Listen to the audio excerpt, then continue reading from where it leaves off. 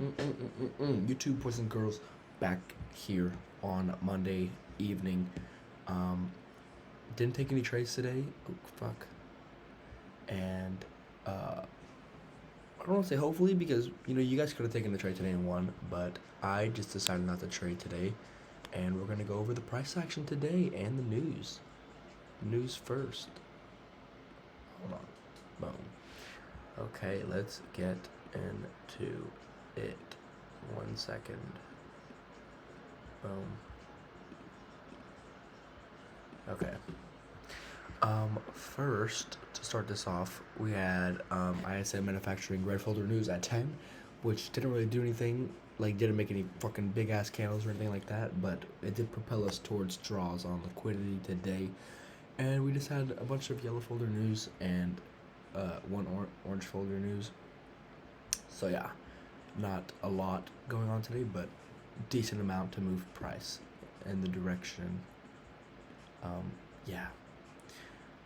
So as you can see, today I was bearish, and obviously you can see we were bearish all throughout this, but I couldn't really take any trades.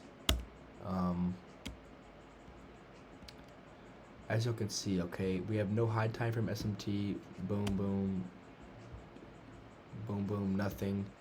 We have no 5-minute SMT here, boom, boom.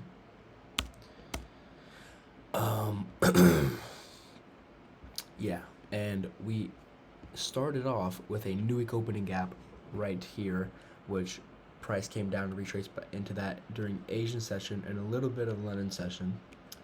But yeah, we swept out Asian session lows in like the second London session opened. Yeah, so realistically there was only boom one draw to be taken out London session on ES, and then NQ. I mean, this is this is a 1 minute SMT, 5 minute SMT basically. That doesn't matter because that was all the way in Asian session. Same thing on NQ. No SMTs from the highs.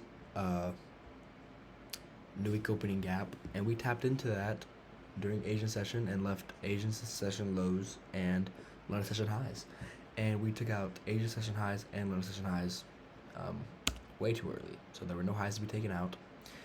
And obviously I was bearish because we took out both session highs, even though there was no high time frame SMT or anything like that. I mean, bearish was kind of the only way to go, but the only reason I did not trade is because if y'all were trading at live trading obviously in the morning, you guys definitely saw this SMT. This shit was like way up here. I remember we had a fat bullish SMT that was holding price when I was on.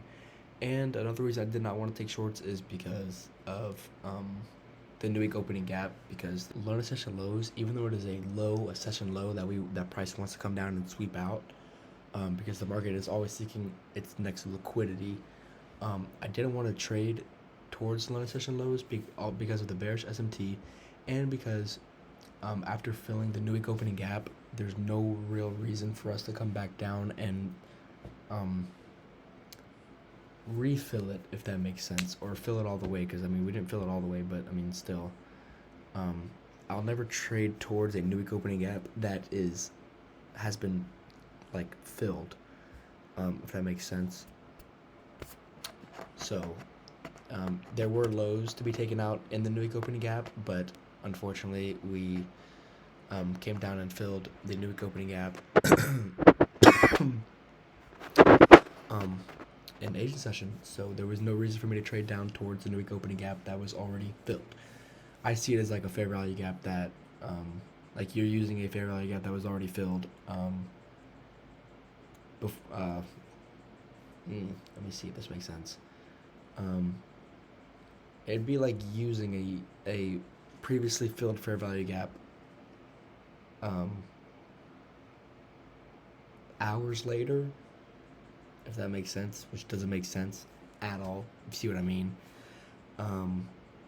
it should just be void. So I wish that we didn't come down and fill it, but as you can see, we did. Yeah. So no trades for your boy today. If I did trade, it would probably have to be on NQ, even though it was lagging way behind ES. Just because we had two very relatively equal session lows right together. But once again, I'm not going to trade down towards a previously filled new week opening gap.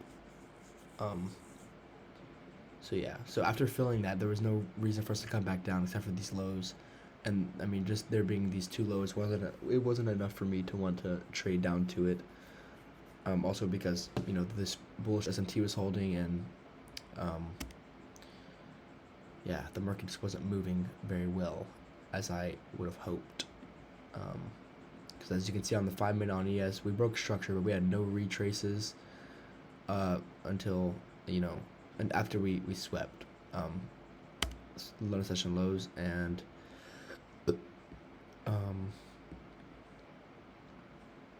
yeah, so we swept. We came up and filled this 5-minute fair value gap, and swept out this 5-minute high on NQ, but at 10:10 we had already swept low session lows on ES, which would have made a high time frame SMT, which, as y'all know, high time frame SMTs are the GOAT. I never trade away from a high time frame SMT. That just makes no fucking sense at all. I don't know why you would ever do that, but obviously today you could have and you would have won. But high time frame SMTs always hold out for the most part, so that's another reason why no trades were taken today on either index. Kinda sucks, but we're not here to force trades. We're here to take very well calculated trades. So,